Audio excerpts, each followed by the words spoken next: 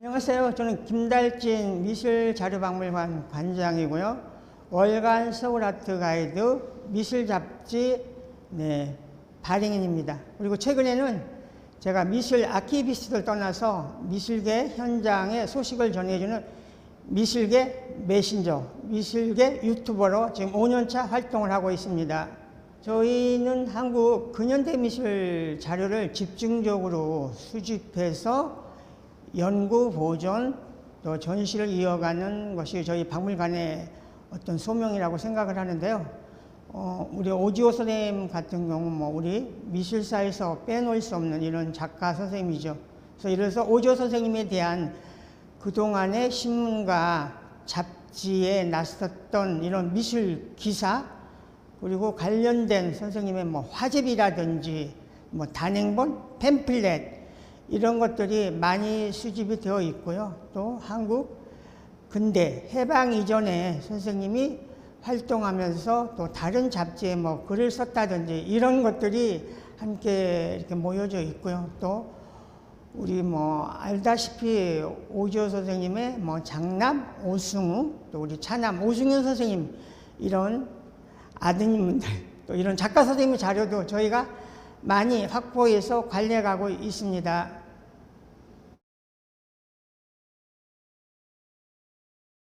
네.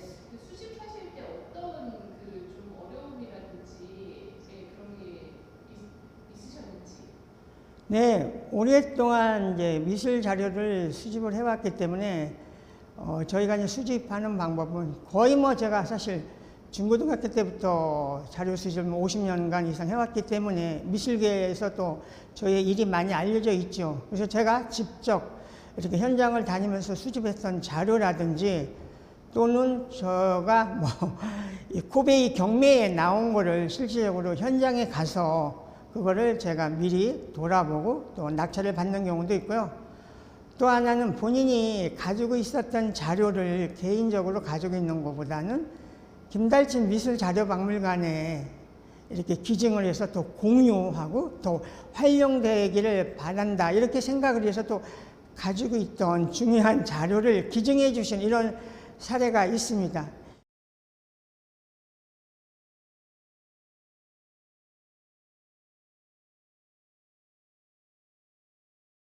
이번에 소개하는 오지호 김주경 2인 화집 1938년도 이 화집도 사실은 소장가가 가지고 있다가 몇 년 전에 저희들한테 기증을 해줬는데요.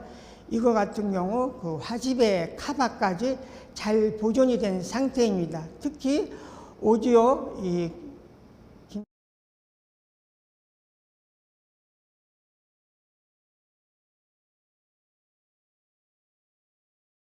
1947년에 그 예술영감 47년에 우리나라에서 영감이라는 게 나올 수 있었을까? 이런 생각을 했었는데 실질적으로 보면은 그것이 발행이 됐고요. 거기에 오지호 선생님이 미술계의 어떤 전반적인 현황, 개론 이런 걸 썼었던 거를 이렇게 알게 된 사례가 있습니다. 저희 박물관에 오지호 김주경 2인 화집이 있는데요. 그 당시에 제가 알기로는 어떤 나쁜 제도 때문에 그랬다고 하는데요. 그 화집이 국문판과 일문판 두 종이 발행이 됐습니다. 마침 저희는 지금 국문판과 일문판 두 종도 이렇게 가지고 있는데요. 모든 형태는 똑같은데 그 들어있는 내용의 텍스트가 국문이냐 일문이냐 이런 거에 대한 차이가 있습니다. 지금 얘기했던 2인 화집인데요. 정확히는 모르지만 이것이 우리나라에서 어떤 칼라 화집으로는 표시라고 해야 될까? 처음 나온 게 아닌가 지금 그렇게들 얘기를 하고 있거든요. 그러니까 저희가 더군다나 이 칼라 화집으로 그 당시에 종이의 지질이나 이런 것이 상당히 좋고요. 오지호 김중인 10작품씩을 실었는데 그 간지에 이렇게 우리가 얘기하는 어떤 간지가 들어있어서 굉장히 그 상태가 좋게 되어 있죠. 그러니까 굉장히 고급스러운 장정으로 제대로 만들어졌다는 화집이라는 걸 저희가 지금도 볼 수가 있는 거죠. 적이지 않았겠죠. 그 당시에는 어떤 미술 자료 같은 경우가 있다 하더라도 예를 들어 전시의 어떤 자료면 그냥 전시에 대한 우리가 얘기하는 리플렛 정도고 거기에 전시 제목, 기간, 장소가 있고 거기에 출품한 거에 대한 전시 제목 정도만 나와 있지 그 당시는 어렵던 상황이라 거기에 사실 도판이 제대로 실려 있다든지 이런 것도 극히 드문 시대인데 이거를 하나의 별도 기획, 제작에 의해서 화집으로 만들었다는 건 굉장히 놀라운 일이라고 생각을 합니다. 거기에는 그 두 사람의 10점의 작품도 실려 있지만 그 두 사람의 어떤 그 미술에 대한 자기의 에세이 아니면 미술에 대한 이론 이것이 사실 거기에 실려 있다는 것은 굉장히 중요한 사실이죠. 그래서 오지호 선생님은 순수 회화론을 실었고요.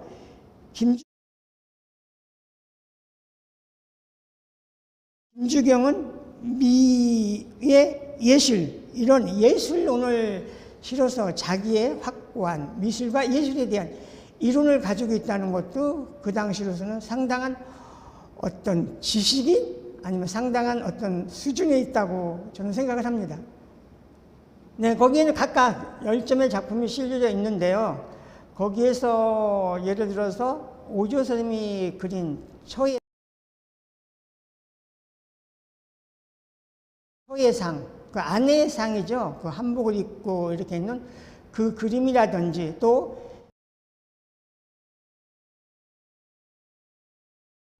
김주경이 오지호 선생님이 사과밭에서 실질적으로 사생을 하고 있는 그 그림을 담은 이거는 정말 눈여겨봐야 될 이런 작품인데요. 우리가 일반적으로 오지호 선생님 하면 우리나라 인상파의 정착시키는데 선구자였다.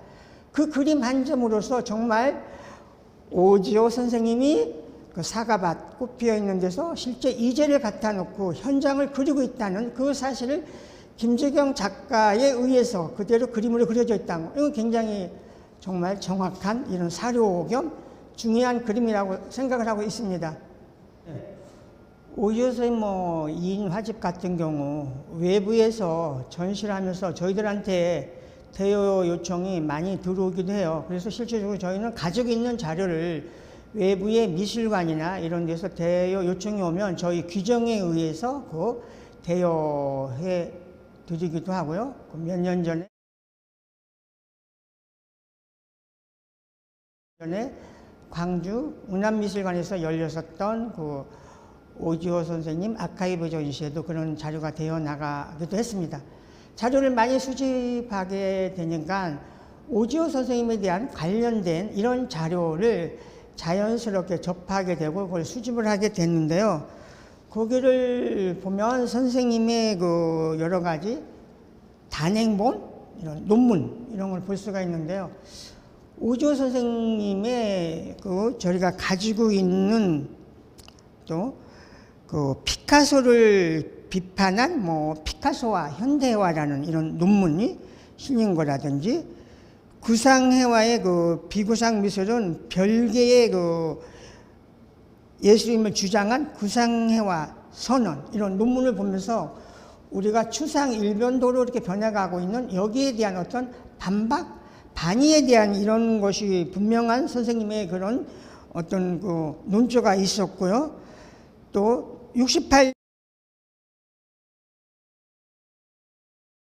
68년도에 현대회화에 대한 근본 문제라는 이런 책을 출판을 했습니다. 특히 선생님은 우리가 국어 운동을 하면서 시행착오를 겪었던 한글 교육만으로 우리가 하면 천재가 된다 이런 얘기를 했었는데 선생님은 이거는 그렇게 되면 안 된다 그래가지고 선생님은 한문 교육을 병행해야 된다 이런 거를 주창을 했었어요. 그런데 실질적으로 어떤 화가가 어떤 지식인으로서 어떤 이렇게 민족 운동이라든지 자기의 주관을 가지고 사회적인 활동에 직접적인 발언이나 관련을 한다는 건 우리 미술계에서 굉장히 많지 않은 사례이기도 한데요. 선생님이 이런 것들이 다른 분들하고 차별했던 이런 선생님의 어떤 예술 정신이라든지 숭고한 철학적인 이런 것이 있지 않았나. 근데 이런 것들이 그냥 얘기를 통해서가 아니라 저는 직접적으로 그런 자료를 수집을 하면서 그 책을 대하면서 오주원 선생님의 사실 이런 부분, 또 우리가 또 이런 부분에서 오주원 선생님의 다른 일면을 더 우리가 본격적으로 연구하고 더 추적해야 되지 않을까 이런 생각을 또 개인적으로 많이 하고 있습니다. 이어서 서업을 잇는 화가들이 그 예가 많나요? 네. 뭐 일일이 나열하기는 어렵지만 우리가 뭐 대표적으로 얘기하면 뭐 울림산방 뭐 4대 화가다. 그래서 남종화단에 우리가 뭐 남농 허건 선생님의 그 대를 이어서 하는 그 이야기를 많이 하고 있고요. 또 우리 서양화 쪽 같은 경우는 우리 오주호 선생님 뭐 3대라고 해야 될까요? 우리 오주호 선생님 자제 뭐 오승우 선생님 뭐 예술원 회원 뭐 타계하셨었지만 오승윤이 있고요. 또 오승우 선생님의 아들 오병우 선생 뭐 파리 유학을 마치고 와서 또 미술 이론가로서 또 화가로서 많은 활동을 했죠. 또 오병욱 씨의 동생 오승욱 조각가 이렇게 대를 잇고요. 또 우리 오승윤 선생님 자제분 오병희 선생이 지금 뭐 광주시립미술관 큐레이터로 활동을 하고 있습니다. 그리고 또 파리에 유학을 갔다 온 오병진이 금호미술관에서 아마 전시를 했을 것 같아요. 그래서 그때 전시에서도 만나고 뭐 최근에 표화당에서 전시를 한다고 그러는데요. 이렇게 이어지고 있고요. 또 뭐 우리 한국 화가의 서세옥 우스갯소리로 옛날에는 서도라는 작가가 서세옥 선생의 아들이다 이렇게 얘기를 했고요. 또 어떻게 보면은 아들 된 입장에서는 아버지의 그 커다란 그걸 뛰어넘어야 된다는 이런 부담감, 그것이 때로는 우산이 되어주기도 하지만 그걸 또 극복해내야 된다는 것이 또 아들로서는 부담이라고 해야 될까 이런 것이 정말 있는데요. 그것이 나중에 이제 아들들이 더 열심히 하고 더 좋은 작가로 되게 되면 뭐 서도우 씨 같은 경우 지금 한국 작가로서는 또 세계적으로 인정받는 그런 작가죠. 그래서 우스갯소리로 지금은 서도우의 아버지가 서세옥이다 이런 식으로 얘기를 하는데 그렇게 대를 이어서 하는 분들이 많이 있고요. 또 어려서부터 그 아버지나 누가 해왔던 걸 옆에서 보니까 자연스럽게 어떤 화가 또는 미술의 길로 들어섰지 않았나. 그래서 이런 사례들이 또 많이 있습니다.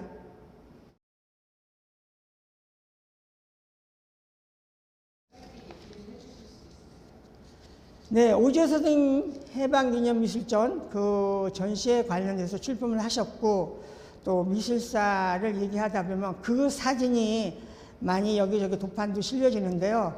그 덕수궁 석조전 앞에서 찍은 사진 중에 좀 한쪽 편에 오주호 선생님이 거기에 이렇게 사진 있어요. 오주호 선생님 사실 좀 키가 작으신 편이죠. 그래서 그 사진 속의 주인공이 오주호 선생님이라 이런 얘기를 많이 하기도 하고요. 또 그 예술영감이라는 것이 1947년에 나왔는데요. 이 영감이라는 것은 한 해 동안에 미술계의 여러 가지 이슈라든지 사건, 개요 흐름과 거기에 대한 어떤 전시 목록 이런 것들이 수록이 되는데요. 우리나라에서 미술영감이 본격적으로 발행되는 건 70년대였었어요. 그런데 그 이전에 예술영감이라는 게 47년에 발행이 됐는데 저도 이런 것이 있다는 것조차 몰랐는데요. 고베이 경매에서 낙찰을 받아서 보게 돼서 이거를 구입을 해서 봤는데 여기에 이제 오주호 선생님이 미술계 부분, 미술계라는 장르를 집필을 하셨더라고요. 그래서 선생님이 그 개관 도입부에서 조선미술운동의 보수적이며 스스로에 빠져있는 점을 경계하는 이런 이야기, 일증이 경험하지 못한 밝고 넓은 세계로 전개돼야 된다. 이런 굉장히 사관이 있는 이렇게 뼈 있는 이런 이야기하고요. 또 그 신민족미술의 수립과 실천 활동의 하나인 미술의 대중화 문제를 이렇게 얘기까지 하셨습니다. 그리고 그 당시 어려웠던 시대적 상황에서 8.15 변혁의 제3년을 맞이했다 이렇게 쓰시면서 조선미술건설중앙협의회 결성 및 조선미술건설본부의 창설, 굉장히 이게 미술사적으로 중요한 얘기죠. 또 그 당시에도 우리가 미술계에서도 약간 우위로 대립을 했었던 시제이기도 한데요. 그런 이야기가 여기에 쓰여 있고요. 실천활동 부분에서는 미술 작품 전시 개체수는 상당하나 아직 새로운 방법론을 발견하지 못하고 반복되고 있다라는 뼈있는 이야기와 주요 전시회를 기록을 했습니다. 그러면서 아직 전문적인 미술평론가는 없으나 김중영 선생의 조선미술의 세계적 지위를 진지한 평론이 있다고 이렇게 언급을 했던 정말 중요한 우리 이런 예술 영감의 이 개관을 우리 오지호 선생님이 서술을 하셨습니다.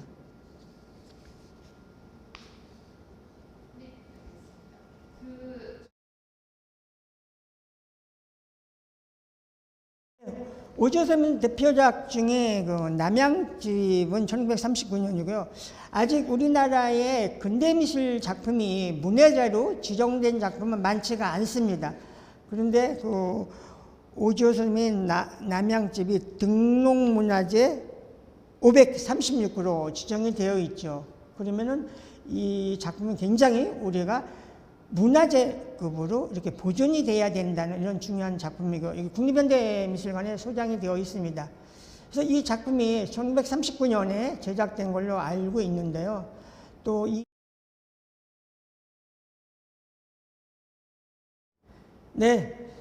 오승윤 선생님 생전에 국립현대미술관에 오셨을 때 만나기도 하고 서울에 또 전시장에서도 만나기도 했고요. 또 제가 광주에 내려가서 또 선생님한테 전화드려서 광주에서도 만난 적이 있고요.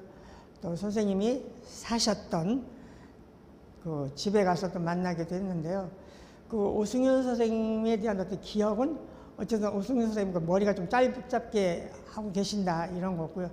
굉장히 이렇게 다정다감하고 이렇게 했던 그런 것들이 굉장히 이렇게 제 추억이라고 할까? 여기에도 많이 남아 있습니다. 사실 오승윤 선생님이 이제 처음에 국전, 또 그 이전에 모구예 이런 활동을 통해서 이제 미술계에서 이렇게 알려지기 시작을 했고요. 그래서 거기 직녀도라든지 이런 또 약간 민속적인 거 이런 거를 주제로 하면서 어떤 구상미술 이런 것들을 많이 그려 오셨죠. 그리고 나중에 제가 또 기억했던 거는 80년대 아마 중반이죠. 중반 이후에 선생님의 그림에서 보면은 전에처럼 그런 풍경이라든지 이런 걸 다루지만 터치에 딱딱 찍어서 굉장히 이렇게 짧은 이런 점이라고는 하기는 어렵지만 이런 걸로 해서 선생님의 작품이 구성되면서 그 당시에 또 화풍이 굉장히 좀 달라져가는 이런 모습을 보이기도 했죠. 그러다 선생님이 90년대에 들어오면서 오방색을 굉장히 집중적으로 써왔습니다. 우리가 한국의 고유한 색깔을 얘기하면서 오방색 이거를 많이 얘기를 하기도 하고요. 또 많은 화가들이 오방색을 차용 또 해서 그림도 그리기도 했는데 일반적으로 오방색의 거를 끌어다가 어떤 면분할이나 추상적으로 이렇게 많이 사용을 했는데 제가 보는 오승윤 선생님의 오방색은 자연 풍경이라든지 마을, 구름, 산, 인물, 새 이런 것들이 한 화면에서 구성되면서 이런 것들이 적재 요소의 오방색이 이렇게 그 작품 속에 스며들어서 전체적인 화면에서 조화를 이루면서 오방색이라는 그 색깔의 대비라든지 조화가 자연스럽게 드러나서 선생님의 그 오방색이라는 그 그림은 정말 우리 화단에서 독특하게 칼라를 잘 사용하고 오방색의 고유성, 정체성을 정착시켰던 이런 분이 아닌가 이런 생각이 들고요. 그런 것들이 좀 더 선생님이 심화되고 그런 거를 보여주셔야 되는데 뭐 안타깝게 또 67세라는 그런 더 활발하게 활동을 한 그런 연세에서 이렇게 생을 마감하게 돼서 굉장히 저도 개인적으로 안타깝다는 생각이 들고요. 몇 년 전에 그 프레스센터에서 오승현 선생님 그 화집 발간 기념회라고 해야 될까요?